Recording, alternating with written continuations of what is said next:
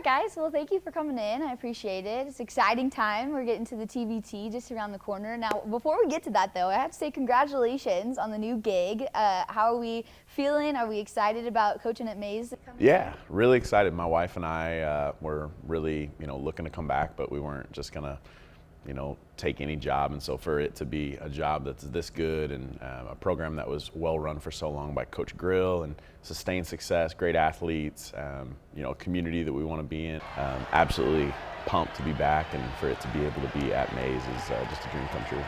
Yeah, kind of on that same topic. I mean, Connor, familiar face for Wichitans, for Wichita State in general, for yourself. I mean, what does it mean to be back year in and year out for this tournament? I enjoy it. It's something that I look forward to every single year, and especially this year. I think we have a really good team, and so I can't wait to get started. But it's definitely something every single year that all the fans like, and I know we really enjoy being around each other and just kind of that cohesiveness that we've had for years and years.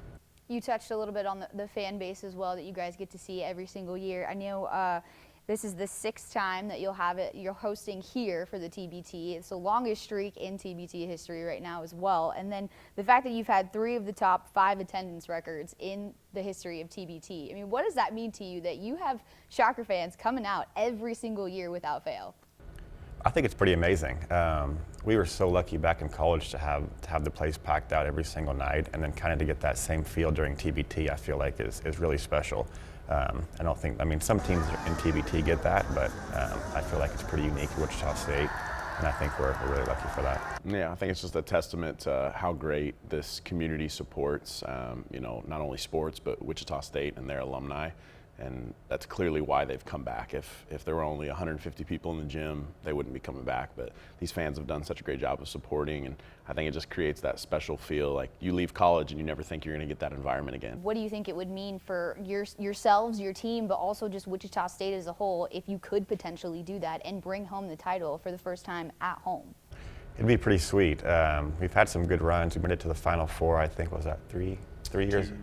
2 or 3 years ago, we made it to the Final Four, and we felt like we had a good chance that year to win. But if we could do it in front of the home crowd, that would be a dream come true, especially for us TBT players. And it'd be pretty cool for the fans too. I think it's something they deserve, and if we would be able to do that, then it'd be pretty awesome. You mentioned that road to the Final Four. Obviously, 2021 was a great year for you guys. I mean, just walk me through the excitement, the electricity that you felt when you hit that winning shot, when you were hitting 24 points in the quarterfinals for this team to get you to that Final Four. It was a great moment. It was something that I'll remember forever, and it was great to have them with me and everything. Everybody celebrating together. It was something I'll cherish for a long time, and especially at that game, there were tons of fans, and so it was a great atmosphere too, and I feel lucky to be a part of that. Yeah, I think that had that old college feel of like, he played in that game against Cincinnati where it was, clock winding down and trying to make a play with the conference championship on the line, and it felt like one of those moments. And so I think for him to get to have that as a hometown guy was just, as a friend, I love that for him. I said pressure earlier, but I mean, when it comes to your seeding in your bracket, you're the number 2 seed in the Wichita region. What does that make you feel? Do you feel pressure when it comes to that? I would say not pressure. It's a little bit tougher of a road this year. The 1 seed has a bye in that first round, so knowing that the second round game is going to be a little bit tougher than if you had a 1 seed. I would say a better word is probably urgency. I don't know if you'd agree with that. Yeah, definitely.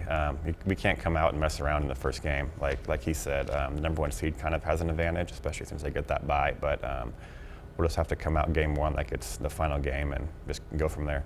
So back to the team right now. I mean, who are you guys excited to see out on the court? Who are you excited to coach with, to coach? Who are you excited to play with this season? I'm really excited to play with Marcus Keene. He's been a TBT legend, and he's having a great pro career as well. So I'm excited to play with him. I think we'll be a really good duo. And then obviously playing with the WSU guys too. Richard, I think we have a great connection, and I'm excited to see how we all fit together, to be honest with you. So what's different about this team this year? What makes you think that you can get to the championship and possibly take home that title? Such a solid core with Marcus, with Connor, with Richard, with Trey Wade. Everybody, I think, knows themselves very well, so that allows them to play well together. And then the supplemental guys, that we have this year, like you said, Marcus Keene's kind of a TBT Hall of Famer, if you will. he's a blast. I think fans are going to love him. And then, you know, 2 or 3 of the other guys I think fans will really love if they come out and, you know, kind of watch and let themselves gravitate towards these guys. So what's different about this team this year? What makes you think that you can get to the championship and possibly take home that title?